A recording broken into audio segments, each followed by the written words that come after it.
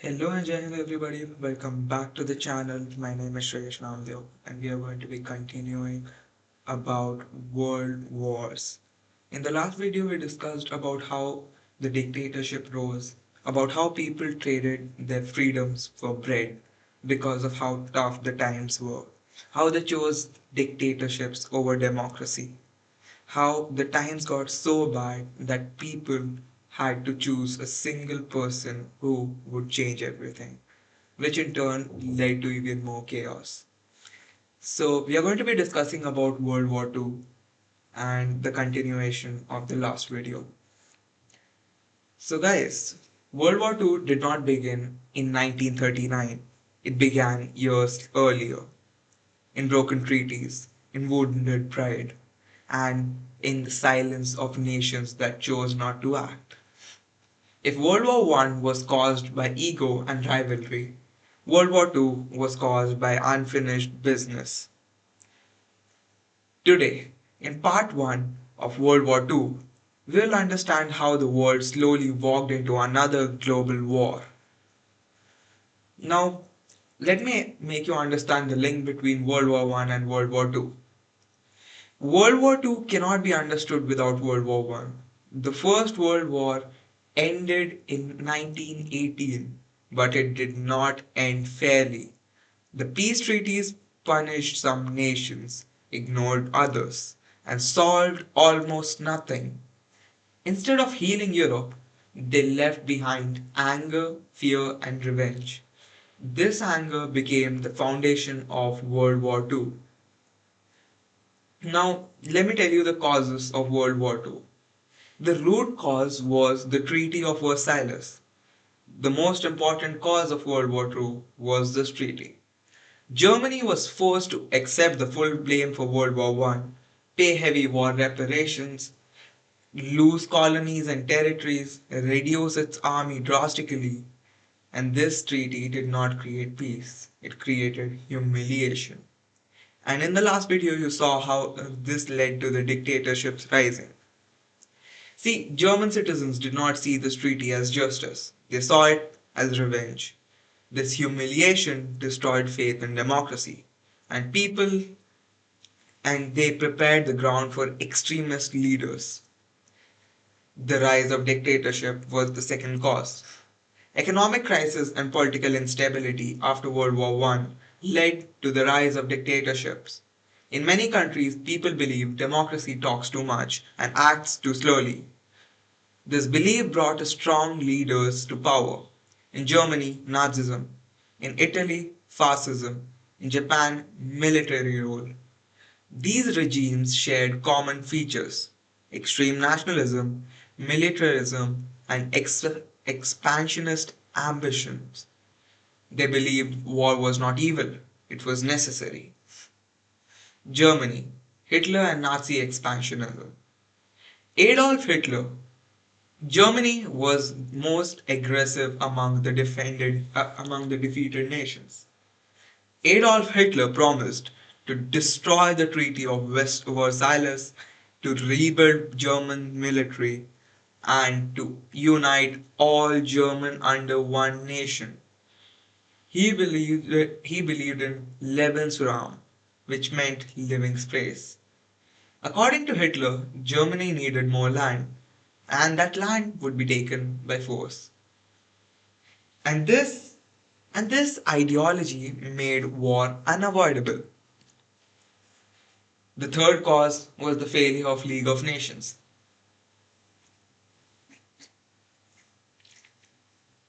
The League of Nations was created to prevent another war, but it failed. Why? Because it had no army. Powerful nations ignored it, and the USA never joined it. When Japan invaded Manchuria, when Italy invaded Ethiopia, the League did nothing. Dictators learned a dangerous lesson: no one will stop us. Another cause was the policy of appeasement. The democratic nations of Europe, especially British and France, followed the policy of appeasement. Appeasement meant giving to Hitler's demands avoiding war at all costs. They believed if we satisfy Hitler now, he will stop. But this policy failed completely. Every concession made Hitler stronger and bolder. The Munich Agreement 1938 proved that appeasement encouraged aggression.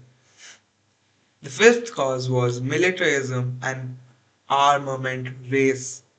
Dictatorship nations focused heavily on military strength. Germany rebuilt its army. Italy expanded its forces. Japan built a powerful navy. Military power became a symbol of national pride. The world once again entered an armament race, but this time with far deadlier weapons. Now, the sixth cause was immediate cause, that was the invasion of Poland, 1939. The final step towards war came in September 1939. Germany invaded Poland. Britain and France had guaranteed Poland's safety. When Hitler ignored their warnings, they finally acted. Now, Britain and France declared war on Germany. World War II did not explode suddenly. It grew silently from injustice, fear. You know, it was really not that it just started. It started eventually, time to time, silently. It grew from injustice, fear, hesitation, and from broken promises. Now, let me tell you how this war spread across continents and became the deadliest conflict in human history. You see, this was Europe at that time. These countries invading each other. This this country called Germany here, they invaded Poland, and actually didn't just invade Poland. They invaded Poland with the help of Soviet Union, and over here they the Poland couldn't actually survive the war from both sides, so it ended up collapsing. And then France and Britain declared war on Germany. Now you see, the main people who were responsible for all this were these four. This is Tojo, who was the military leader in Japan. There's Hitler, there's Mussolini, and there's Stalin. Stalin didn't really play that big of a part, but it but he was also somewhat contributing to it. Now let's talk about the war spreading in from 1939 to 1945. Till now, we understood why World War II began. Now we move to the most terrifying question. Once the war began, how did it grow so fast? How did a European conflict turn into a world war? Now, that is what we'll understand from now. There were two sides of the war. World War II was fought between two major groups of nations. One side was the Axis power, and the other side were the Allied powers. The Axis power included Germany, Italy, and Japan, and the other side were Allied powers, which was Britain, France, the Soviet Union, the United Nations, the United States of America, and several other nations. Each side believed it was fighting for survival, but their ideologies were very different. The German strategy, the Blitzkrieg. Germany did not fight slowly.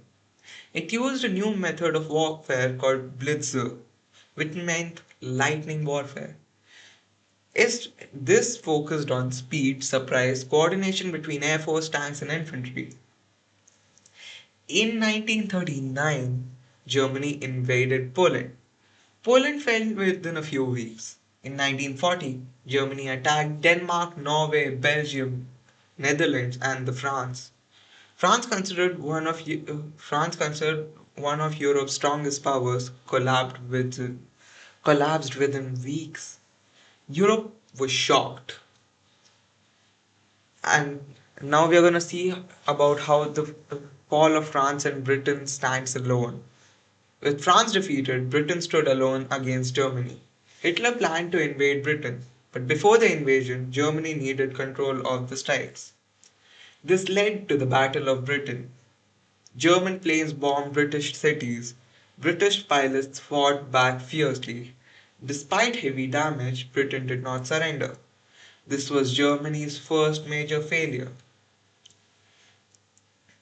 Now, Hitler made many mistakes, which, if it was avoided, he could have conquered the world. When he was fighting, let me tell you, this is the time when the people were protesting for war and stuff. You see, when he invaded Britain, he actually ended up attacking London instead of focusing on the ports from which they were restocking and attacking back to them. If Hitler actually focused on the ports, they would have made Germany collapse.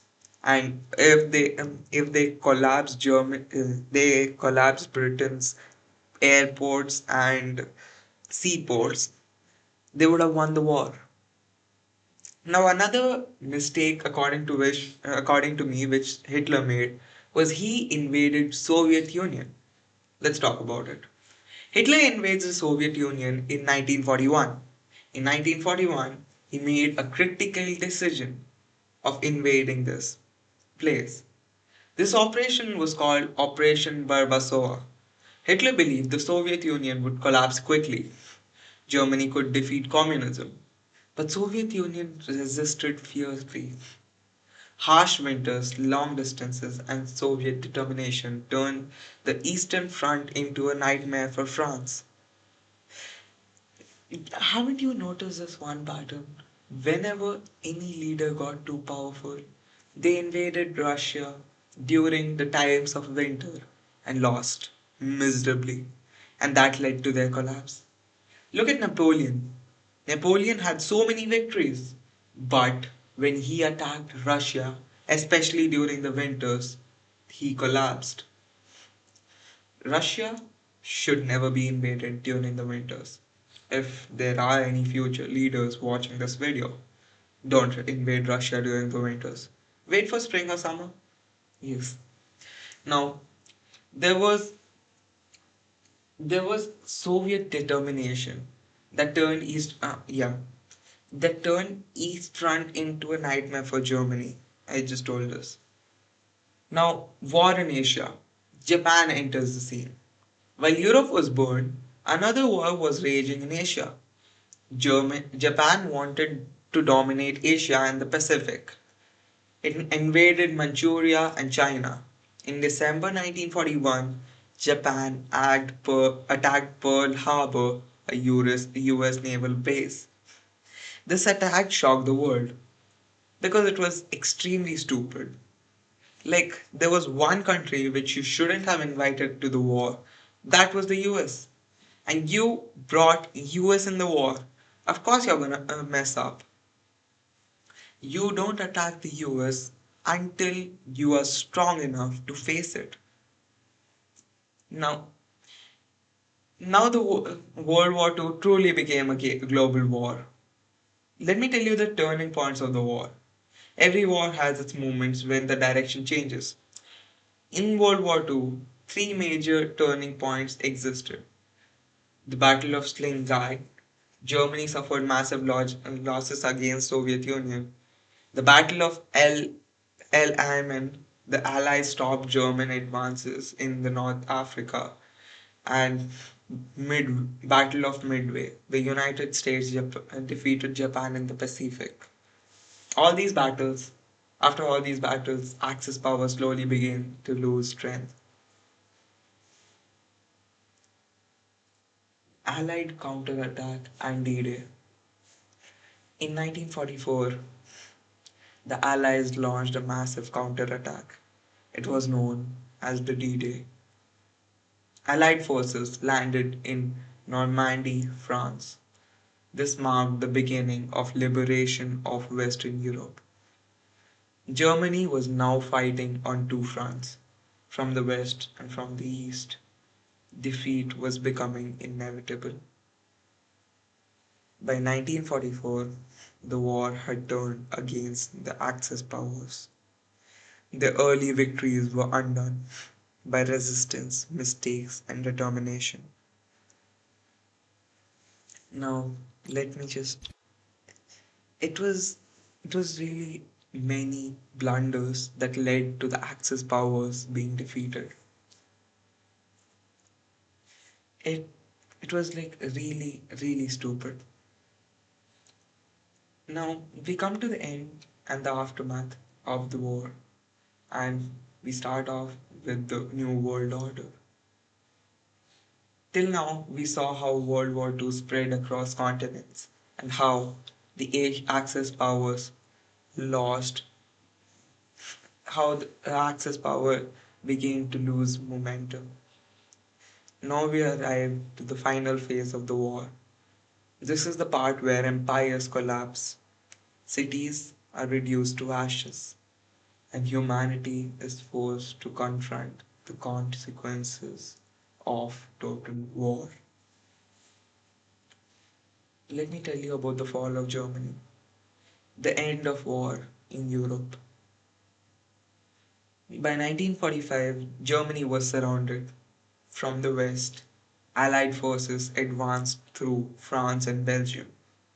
From the east, the Soviet army pushed relentlessly towards Berlin, and the final battle of Berlin was fought. Berlin was bombed heavily. Civilians suffered immensely. The German army was exhausted and outnumbered. In April 1945, Adolf Hitler committed suicide. Soon after, Germany surrendered unconditionally in May 1945. This day is remembered as Victory in Europe or VE Day. The war in Europe was over, but the war still continues in the Pacific. Now, although Germany had surrendered, the war was not yet finished. In the Pacific, Japan continued to fight fiercely. Japanese forces followed a strategy of total resistance, refusal to surrender. Battles like Iwo Jima and Okinawa showed how deadly an invasion of Japan itself could be. The United States faced a terrible decision: invade Japan and lose millions of lives, or force a surrender by other means. Now we talk about the atomic bombs, a turning point in human history that did atrocities to human suffering, to civilians. In August 1945, United States used a weapon the world had never seen before, an atomic bomb. On 6th August 1945, an atomic bomb was dropped on Hiroshima. On 9th August 1945, another was dropped on Nagasaki. The destruction was unimaginable. Entire cities were wiped out in seconds. Hundreds of thousands of civilians were killed or injured. Radiation caused suffering for decades. Faced with this devastation, Japan surrendered in September 1945. World War II was finally over. But at what cost? World War II was the deadliest war in human history. More than 60 million people died. Unlike earlier wars, civilians suffered more than soldiers. Entire populations were targeted. Cities across Europe and Asia lay in ruins. Industries were destroyed. Millions were homeless. The world was exhausted, physically, economically, and emotionally. And let's just talk about the Holocaust, a crime against humanity. It was one of the darkest chapters of World War II. The Nazi regime carried out systematic genocide. About 6 million Jews, along with millions of others, were murdered in concentration camps. It was not accidental violence, it was organized, planned, and industrial scale murder. The Holocaust forced the world to confront how hatred and unchecked power can lead to absolute evil. The war completely reshaped the world. Collapse of Nazi Germany, fascist Italy, and militarist Japan. Decline of Europe colonial powers. Rise of two superpowers, the USA and USSR. Germany was divided into two parts. Europe became politically polarized. The division soon led to a new conflict, the Cold War. Let me now tell you a continuation of this. The formation of the United Nations. To prevent another war, a new international organization was formed. This was the United Nations. Its aims were maintaining international peace. It was promoting cooperation between nations and protecting human rights. Unlike the League of Nations, the UN was given greater authority and wider membership. But it still didn't have a it really didn't have an army of its own. It still doesn't. But now it just goes on. See, we need to understand why ordinary people follow dictators. World War II is often explained using leaders and armies. But wars are not fought by leaders alone, they're fought by ordinary people. So the real question is, why did millions follow dictators? They followed dictators because they felt humiliated. They felt ignored. They felt powerless. Dictators did not ask people to hate immediately. They first gave them pride, identity, belonging. And once people felt powerful again, hatred came easily. This is how propaganda works. It does not start with lies. It starts with emotional truth and then twists it. Understanding this matters because it can happen again. World War II was not only between fought on battlefields, it was fought in newspapers, radios, posters, classrooms. Propaganda was everywhere. In Germany, children were taught that the leader was infallible, the nation was superior. In Japan, sacrifice was glorified. Kamikaze. In USA and Britain, patriotism was amplified. Propaganda simplified the world. Good versus evil. Us versus them. When people stopped thinking critically, war became easier to justify. This is why education matters more than weapons. World War II changed warfare forever. For the first time, entire cities were targeted, civilians were strategic targets. Science became a weapon. War was no longer about armies, it was about entire societies. Radar, tanks, submarine rockets, and finally nuclear weapons. This is called total war. Everyone was involved: workers, scientists, women, children. The line between soldier and civilian disappeared. Now, there were moral questions that were raised by World War II. World War II forced us to ask difficult questions. Was the atomic bomb justified? Was silence equal to complicity? Can obedience excuse cruelty? There are no easy answers, but one truth remains. Neutrality helps the aggressor, never the victim. History judges not only actions but inactions.